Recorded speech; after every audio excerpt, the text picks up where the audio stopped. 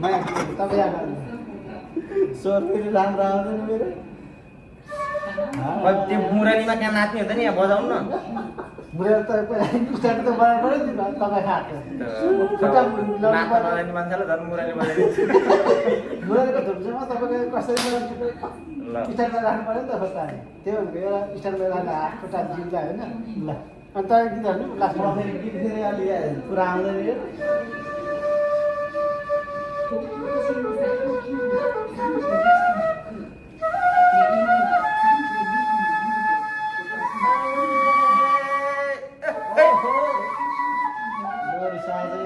रौश्याम दाइ बरु रौश्याम नाच्ने त मलाई नाच्न रेकर्ड भइल यहाँ